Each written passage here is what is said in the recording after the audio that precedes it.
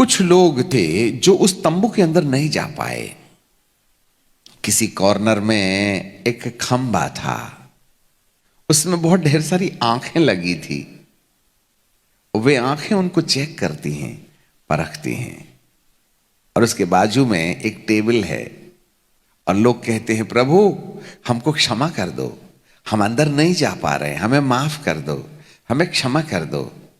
परंतु एक आवाज आती है, जब समय था तब तुमने माफी नहीं मांगी, अब समय खत्म हो गया है।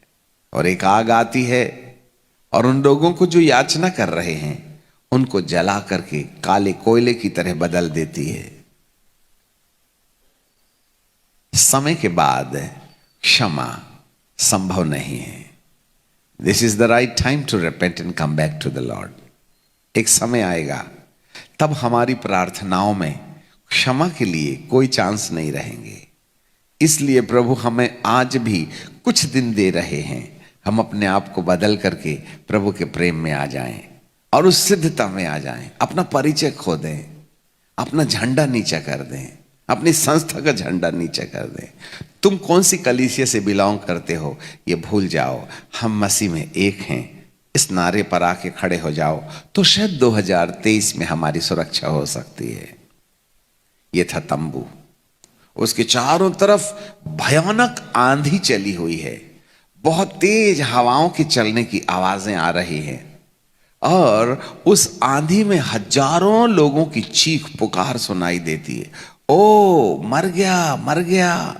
कई जीव जंतु आकर के उन पर हमला कर रहे हैं, उनको काट रहे हैं। मेरा हाथ काट डाला, हमारा पैर काट डाला, मैं मर गया, जल गया।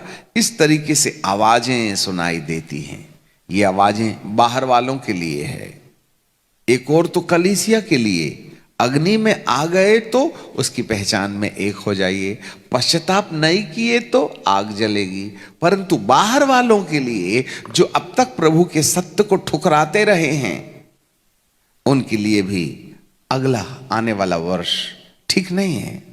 2023, 24 और 25 अन्य जातियों के स्वाभिमान को गिरा देने के लिए परमेश्वर बहुत से लोगों को अनुग्रह से हटा करके उन्हें विपत्ति में छोड़ देगा। ऐसे समय में अन्य जातियां कष्ट में होंगी। जिन्होंने मसीहत को तकलीफ दिया है वे कष्ट में होंगे, ऐसा संकेत पवित्र आत्मा दिखाते हैं। काश मेरा परमेश्वर आपको उस अनुग्रह में ले जाए जहां पर हम प्रभु की पहचान में एक हो जाए। शायद हो सकता है अभी भी वक्त है, हम पश्चाताप कर सकते हैं। हमें नहीं मालूम वो ड्यूरेशन कितना होगा, बट एनी हाउ बहुत जल्दी ये दरवाजा बंद होने की कगार में है। इसलिए झटपट अपने आप को सिद्ध बनाने के लिए पवित्र आत्मा के हाथ में सौंप दें और अग्नि का इंतजार करें कि पवित्र आत्मा की आग आपको सुरक्षित करे।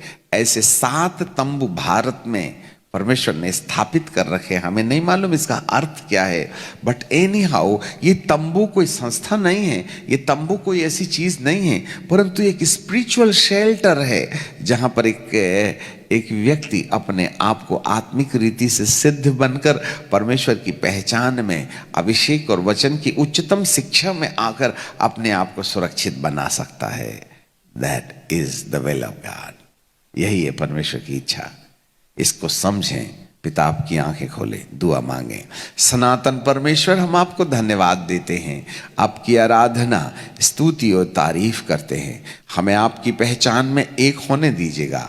एलियाह की वेदी में गिरी हुई आग उसके लोगों को सुरक्षित रखी। हमारे भी जीवन में होने स्वर्ग से आने वाली पवित्र आत्मा की अग्नि हमारी रक्षा का कारण बन सकती है। बाप, हम पर दया होने दीजिए। आपको महिमा और आदर देते आगामी दिनों में अपने लोगों को सुरक्षित रखने की जो सलाहें दी जा रही हैं, पिता परमेश्वर हम आपको धन्यवाद देते हैं, यीशु नासरी के नाम।